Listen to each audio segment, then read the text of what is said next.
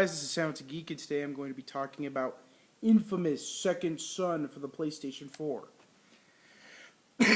Excuse me, I'm a little sick still. But Infamous Second Son is the third game in the Infamous series, which is exclusive to PlayStation, developed by Sucker Punch. And this is the first one I've actually played in depth. I played a little bit of the first one, I didn't like it at all. I played a little bit of the second one's DLC, which was the Vampire DLC, and I didn't dig it either. But I actually really did like this game. I like the gameplay aspect of it. Gameplay-wise, this game is really good. Unfortunately, everything else seems to be a bit mediocre. Aside from the gameplay and graphics, I can't really say that this game is any sort of great marvel. The story, it just falls flat. The characters, they feel plastic. Like every time you're just starting to actually get to know a real character, the game throws another conduit at you.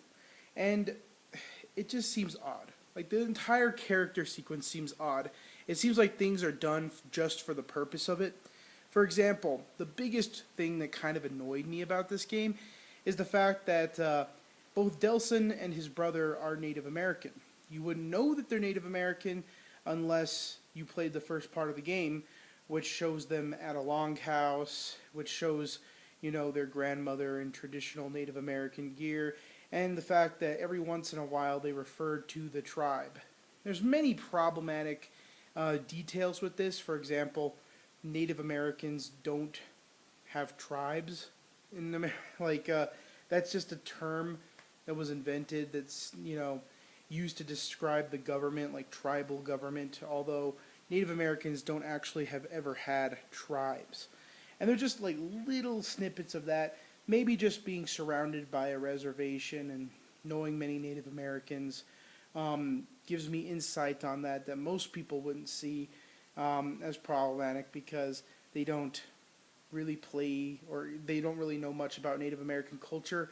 But it isn't the fact that's not even a small fact. The fact is that they shove down your throat at the beginning of the game that he's Native American, yet they can't get the terminology right. That's what bugs me. And also, another thing that bugs me is that it pretty much never comes up in the game again. You think if they were going to introduce that as like an essential part of his character, that they would actually try to implement that more into the game, or try to implement that more into his personality, and maybe like bringing up his past or something like that. But no, it's never touched on again. Every once in a while they mention the tribe. That's pretty much it. And I don't know, it just seems odd. It seems like they only did it for token purposes. And that's what bugs me about the implementation of Delsin being Native American. And then there's also issues surrounding the game in the regards that none of the characters are built up. The most built-up character is actually Delsin's brother, where they actually go into a pretty, like, somewhat of his past about how he became a sheriff and how he's really respectful of the law. But, like, this game just sets up the characters enough for you to know, like, who they are, but it doesn't actually go in depth into the character. I mean, you get a little past history with some of the conduits, but you really don't know much about Delsin or his brother, which are pretty much the main two people in the game. And you know a lot about the other conduits, but Delsin, you know he likes to spray paint that he's Native American, and that's it. That's his character. He's a spray painting Native American. That's pretty much all the game portrays him as.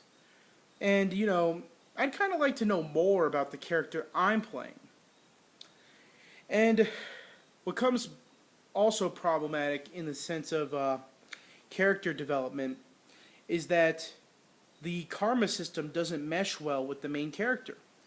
I played this game, I played it all the way through in good, as the good Delsin, and I've played it all the way through, almost all the way through. I'm at the video, I just finished the video part in the bad karma.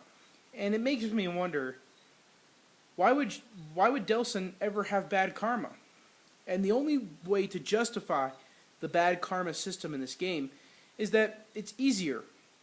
You can achieve more karmic streaks. You can achieve a lot more powerful combos in the evil aspect of the game than you can in the good. So I guess the payoff for the good side is that the character meshes it meshes better with the story than the evil part of the character, and that the only advantage to being evil is that it plays better. Like, that's the only advantage I see to evil. Basically, to have a good karmic streak as a good character, you pretty much have to use Neon as your power. Because with Neon as your power, you can pinpoint places to build up good karma while in the middle of battle. Whereas if you're an evil character, every time you kill someone, it contributes to your bad karma streak, which allows you to pull off, the karmic streak battles, like the big explosions and all the stuff you would need to easily wipe out an enemy section, making playing evil a much better option if you want to be more effective. But if you want to, a real character that actually meshes with the story, you have to play as the good guy, because none of the karmic decisions really make sense with Delsin. There's nothing about Delsin as a character in the game, or as described in the cutscenes, that would make you think he would just harm tons of innocent people. And you really don't see the character in the cutscene develop differently when choosing evil decisions. So basically, it's pretty much the same thing. And the only way they try to justify the difference between the two is, for instance, like in the first mission. If you are good, you will help stop drug dealers. If you are evil, you will help stop protests. And that's the only way they can kind of justify the difference between the two. But otherwise, the missions are pretty much carbon copy. But then again, it comes down to the fact that playing as evil is easy. In that same example, I actually had a lot more difficulty trying to stop the drug dealers from bringing drugs in through the shipyard than I did stopping activists. Like, the activists are just protesting and you just kill all of them. It's very simple, easy, and quick. Whereas with the good karma, you have to be very specific, target specific buildings. It actually took a lot more work to be good. Maybe that's the game trying to use a commentary that it's actually very difficult to be good. But in the same regard, you could take that as it's very easy to be evil and you still get what you want. And I don't know, a lot of the game just has themes that contradict with each other. And I just can't recommend it as a good story game. And on top of all this, the story is very short and rushed. Everything about this game, in terms of the everything but the gameplay and the graphics, it feels rushed. Like, for instance, the whole game in its entirety, I think, is about 7 hours, 6 hours maybe. And the post-game is nothing. There's nothing really to do in the post-game aside from the side missions that are already accessible within the game. And the side missions are kind of lame. Like, find the camera and destroy it. Clear out this enemy sector and then do a little tiny battle with a bunch of people and ta-da, you win. There's no real inspiration why you would do this, aside if you want collectible jackets that you can swap on Delsin. And there's no motivation. There's no interesting thing about it. You don't get necessarily more powerful. I mean, you do have access to more shards, maybe, but it probably would be a better investment for your time to go around the city and look for the little drones, or just take out the hand scanners to get shards.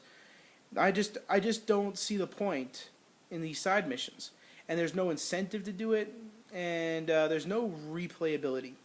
Once you go through the game once, and once you play a couple levels as evil, you understand that the story is almost identical, despite the karmic difference.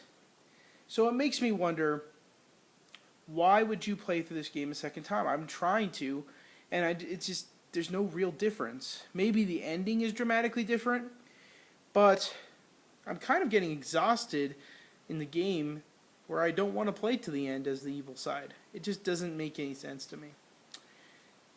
Infamous is a good game for the PlayStation 4, but I highly recommend it as a rent. Rent this game. You can beat it in a day. It's fun the first time through. It's interesting. You'll like it, but it's not necessarily deep. The story's not that great, but it is a fun superhero game. But there's no replayability. It's only like 6 or 7 hours long. But other than that, I think it's a really good game, but I would have to rate it like a 7. Like it's average in all regards, as an actual game, like the actual gameplay.